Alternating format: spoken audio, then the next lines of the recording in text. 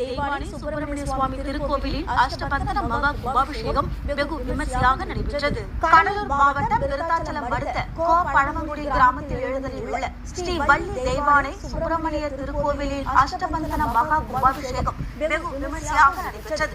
முன்னதாக கடந்த புதன்கிழமை சுந்தர முருகன் குருக்கள் தலைமையில் ஸ்ரீ விக்னேஸ்வர பூஜை மகா கணபதி ஹோமத்துடன் தொடங்கி நிகழ்வானது. வேத மந்திரங்களுடன் முதல் கால பூஜை தொடங்கி 3 கால யாக பூஜை நடைபெற்றது. அதனைத் தொடர்ந்து இன்று 4ஆம் கால யாக பூஜை நடைபெற்று மகா பூரணாகதி அடைந்து கடம் புறப்பாடு நடைபெற்றது. பின்னர் பக்தர்கள் வெற்றிவேல் முருகனுக்கு அரோகரா என விண்ணை விளக்கும் அளவிற்கு முழக்கங்கள் எழுப்பியபடியே ஸ்ரீ சுப்பிரமணியர் கோவில் விமான கலசத்தில் புனித நீர் ஊற்றப்பட்டு கும்பாபிஷேகம் நடைபெற்றது. அதனைத் தொடர்ந்து மூலவரான ஸ்ரீ வள்ளி தேவானை சுப்பிரமணிய சுவாமிகளுக்கு அஷ்டபந்தன கும்பாபிஷேகம் நடைபெற்றது. பின்னர் பக்தர்களுக்கு புனித நீர் ஊற்றப்பட்டு அன்னதானம் வழங்கப்பட்டது.